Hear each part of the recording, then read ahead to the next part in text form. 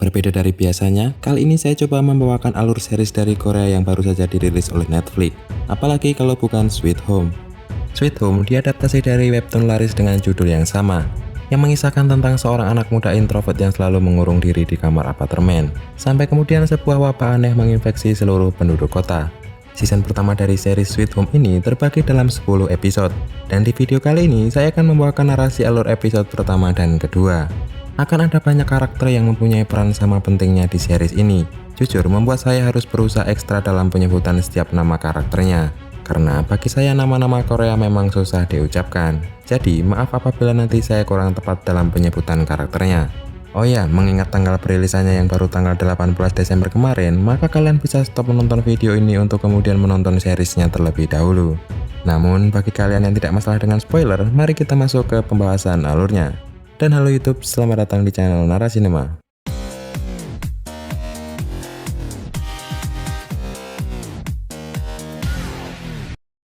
Berlatar waktu bulan September 2020, pasukan militer bersenjata lengkap tengah bersiaga di sebuah jembatan. Tampak telah terjadi suatu kekacauan di sana. Kemudian, seseorang keluar dari sebuah gedung yang porak-poranda. Sementara itu, kita bisa menyaksikan banyak makhluk aneh di sekitar area tersebut. Lalu terdengar komando militer memperingatkan pria tersebut untuk tak mendekat. Namun ia tak menghiraukan peringatan itu dan terus melangkahkan kakinya menuju jembatan. Setelah mendapat apa-apa, para pasukan militer itu pun menembaki pria tersebut dan seri Sweet Home pun dimulai. Agustus 2020 atau 1 bulan sebelum kejadian scene di awal film tadi. Dengan menggendong tas dan menenteng keyboard, Cha Hyun-soo sedang menuju apartemen tempat tinggal barunya.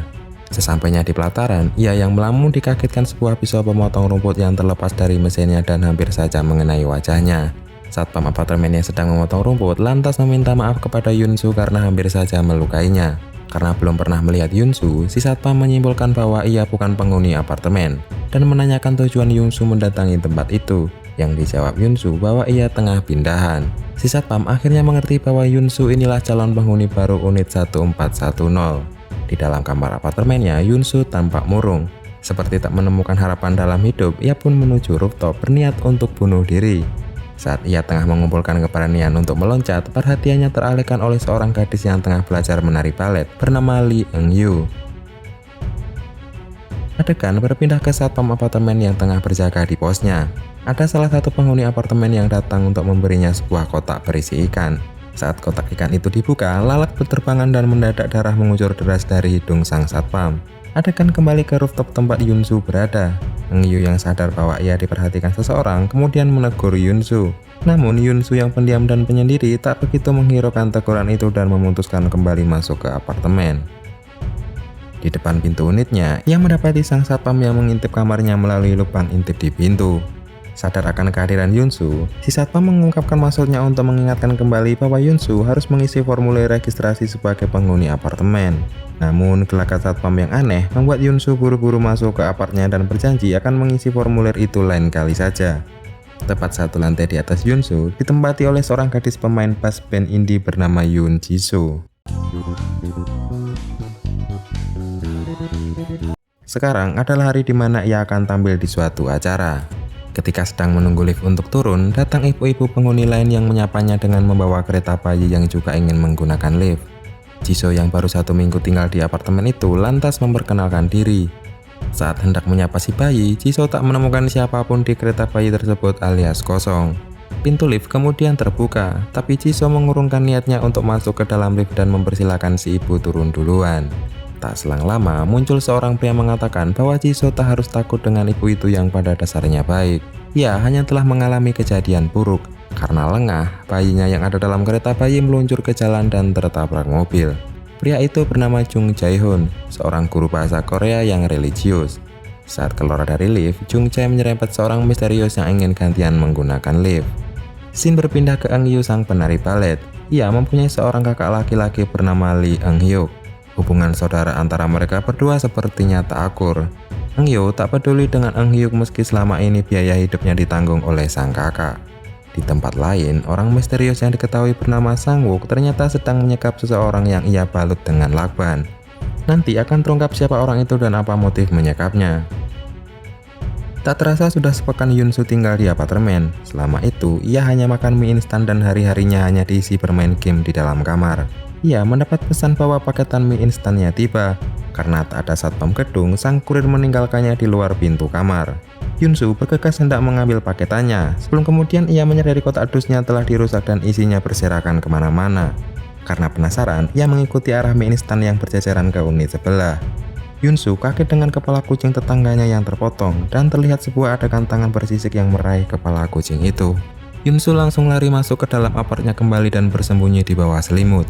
Tak lama kemudian terdengar ada yang mengetuk pintunya disertai suara minta tolong. Melalui monitor kamera pintu, ia melihat wanita tetangga sebelah yang barusan ia cek kamarnya. Si wanita itu terus memohon kepada Yunsu agar menolongnya dengan membukakan pintu. Namun, Yunsu yang ketakutan dengan apa yang ia lihat barusan lantas meminta wanita itu untuk menunjukkan lengannya terlebih dahulu. Wanita itu tampak kesal, hidungnya tiba-tiba mengeluarkan banyak darah dan perilakunya menjadi aneh. Di saat yang bersamaan, terdengar suara berisik dari kamar Jisoo yang tepat di atas Yunsu. Suara itu berhasil menarik perhatian wanita aneh tersebut dan pergi meninggalkan pintu kamar Yunsu. Pintu kamar Jisoo pun diketuk. Jisoo langsung meminta maaf karena menyangka bahwa latihan gitarnya telah mengganggu penghuni kamar lain.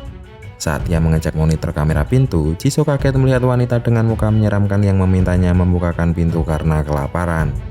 Jisoo bingung dengan apa yang dilihatnya, sampai kemudian pintunya digedor-gedor dari luar sampai penyok yang membuatnya tambah ketakutan. Setelah dirasa sosok yang menggedor pintunya pergi, ia pun beranikan mengecek keluar dan bertemu Sanwook. Sanwook menyimpulkan bahwa sosok anak itu tak hanya menggedor, tapi juga menabrakkan diri ke pintu. Di tempat lain, Eun-hyuk yang hendak berangkat kerja mendapati semua lift di gedung itu tak berfungsi. Mau tak mau, ia pun harus turun menggunakan tangga. Sesampainya di lantai dasar, Eun-hyuk mendapati orang-orang tengah panik karena terjebak tak bisa keluar akibat semua pintu keluar gedung itu terkunci. Sosok satpam yang mempunyai akses membuka pintu pun tak kunjung mereka temukan. Seorang bapak-bapak pemilik swalayan di apartemen itu kemudian menemukan saklar pintu. Saat orang-orang tengah menunggu pintu terbuka, tanpa ada sosok aneh di luar yang membuat semua orang penasaran. Eun-hyuk yang sadar akan bahaya meminta Kim Seok yang berada di ruang kontrol untuk menurunkan pintu itu kembali. Tapi sayang, pintu terlanjur terbuka, dan makhluk aneh yang berupa monster itu mencelurkan sesuatu dari mulutnya untuk menghisap darah salah satu penghuni apartemen. Dengan sebuah extinguisher, Eun-hyuk berusaha mengusir monster itu keluar gedung dan memerintahkan Kim Seok menurunkan pintu itu kembali. Sial, gas dalam extinguishernya habis sebelum monster itu berada di luar pintu. Tapi kemudian seorang wanita berhasil mendorong si monster keluar. Wanita pemberani itu bernama Seo Ye-kyung, seorang anggota pemadam kebakaran. Keadaan di luar gedung ternyata telah kacau karena banyak monster-monster berkeliaran yang mencari mangsa manusia. Flashback kembali ke kehidupan Yunsu saat tinggal bersama orang tuanya. Ternyata harinya juga hanya dihabiskan mengurung diri di kamar sambil bermain game di komputernya. Bahkan ibunya harus mengirim pesan hanya untuk sekedar mengingatkannya makan. Pagi itu Yunsu tak menanggapi ibunya yang mengajaknya pergi jalan-jalan. Akhirnya kedua orang tuanya pergi jalan-jalan hanya bersama adik Yunsu. Di perjalanan mereka malah berdebat membahas sikap Yunsu yang tak kunjung berubah. Dari arah berlawanan ada sebuah truk oleng yang kemudian menabrak mobil mereka. Insiden itu pun harus merenggut nyawa kedua orang tua berserta adik Yunsu. Dengan kata lain, Yunsu sekarang hidup sebatang kara. Eun-hyuk sedang menelepon sambil menuruni tangga yang mengakibatkannya terjatuh. Tapi karena menyadari ada orang di belakangnya, Eun-hyuk justru berpura-pura kalau ia sengaja istirahat dengan rebahan di tempat itu. Mendadak, monster wanita tadi menerkam dan menggigit bahu Sanwook. Namun, Sanwook yang jago berkelahi berhasil melumpuhkan monster itu seorang diri. Kejadian di depan mata Eun-hyuk itu pun membuat dirinya shock. Sementara, Jisoo yang mendengar suara gaduh di luar berusaha memastikan keadaan dengan membawa tongkat bisbol. Di tangga, ia bertemu seorang pria yang tengah mimisan parah dan hendak menyerangnya. Jisoo langsung mengayunkan tongkat bisbolnya ke arah wajah si pria yang seketika membuat orang itu ambruk. Namun, orang itu bangkit lagi dan telah berubah menjadi monster untuk menyerang Jisoo kembali. Beruntung Chung Chae muncul dan menebas kepala monster itu menggunakan pedang. Scene berpindah ke lantai dasar apartemen. Situasi sedikit ricuh akibat seorang ibu memaksa untuk membuka pintu karena putrinya belum juga pulang. Namun, upaya ibu itu tentu ditentang Eun-hyuk yang tak mau membahayakan tempat itu.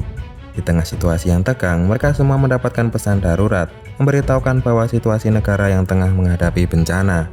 Dan bagi siapa saja yang mengalami gejala mimisan, perilaku agresif dan tak sadarkan diri harus segera dikarantina. Sementara monster yang tadi berhasil dilumpuhkan Chung Jae kini bangkit kembali meski kepalanya hanya tinggal separuh.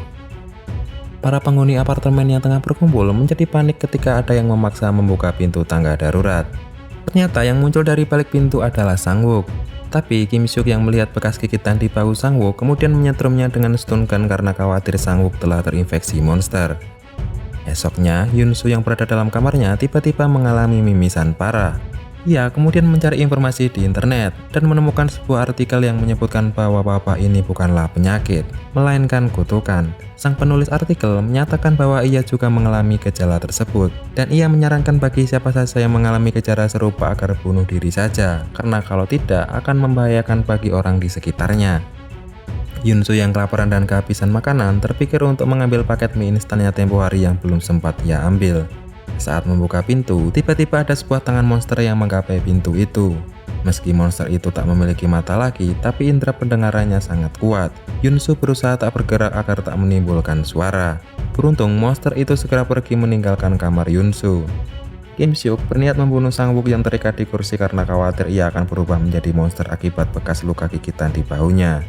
Dengan gemetaran, Kim Seok mendekati Sang-wook dengan membawa sebilah pisau. Tapi tiba-tiba ia dihajar Sang-wook hingga tak sadarkan diri. Jisoo yang bersama Chung Jae mendengar suara manusia yang menyebut sebuah sandi dari dalam unit apartemen. Jisoo lalu memasukkan sandi itu ke sistem kunci pintu dan pintu itu pun berhasil terbuka. Mereka menemukan seseorang yang dibalut lakban di sekujur tubuhnya. Inilah orang yang tadi disekap Sang-wook dan nanti akan terungkap kenapa ia disekap. Setelah ikatannya dibuka, pria bernama Choi Yun-jae ini mengaku telah mengalami perampokan dan disekap selama beberapa hari. Chung Jae lalu mengajaknya untuk bergabung bersama agar lebih aman. Namun, ia menolaknya dengan alasan tak ingin menjadi beban. Singkat cerita, Yun-soo yang menatap keluar jendela karena terpikir untuk bunuh diri, melihat penghuni di bawahnya hendak menuruni gedung apartemen menggunakan tali untuk mencari makanan bagi kedua anaknya. Namun, seekor monster mata raksasa menabraknya hingga terjatuh. Yun-soo berusaha mengalihkan perhatian monster itu agar tak mengincar anak-anak di bawah. Monster itu lantas menyerangnya dengan melilit tubuh Yun-soo. Beruntung seorang penghuni unit 1408 berhasil memotong monster itu dan menyelamatkan Yun-soo. Orang itu lalu meminta Yun-soo menemuinya di kamarnya. Ia bernama Han Do-sik, seorang mantan anggota militer penyandang disabilitas. Han Do-sik lalu meminta Yun-soo untuk menyelamatkan anak-anak di bawah dan membuatkannya senjata dengan menggunakan gagang sapu yang Yun-soo bawa. Di perjalanan, Yun-soo bertemu monster buta itu kembali. Dengan menggunakan lemparan bola, ia berhasil menciptakan suara yang mampu mengalihkan perhatian monster itu. Yun-soo lalu menusukkan tombaknya yang kini telah dimodifikasi oleh Han Do-sik dengan dialiri listrik. Dan untuk sementara, ia berhasil melumpuhkan monster tersebut. Sesampainya unit tempat anak-anak berada, Yun-soo mengajak mereka untuk naik ke lantai 14 dan berjanji akan menjaga mereka. Suatu momen yang berbanding terbalik melihat perilaku Yun-soo yang selama ini cuek. Tak berselang lama, Yun-soo kembali mengalami mimisan parah. Ia juga mengalami halusinasi tentang memori masa lalu yang kembali hadir di ingatannya. Tampak sosok karakter jahat dari diri Yun-soo mencoba mengambil kendali atas tubuhnya, dan kini mata Yun-soo telah berubah menjadi hitam. Scene ini merupakan penutup dari episode kedua dari series ini. Jadi sebenarnya monster apakah yang meneror mereka? Klik subscribe dan aktifkan lonceng agar tak ketinggalan video lanjutan pembahasan alur series ini. Semoga terhibur dan sampai jumpa.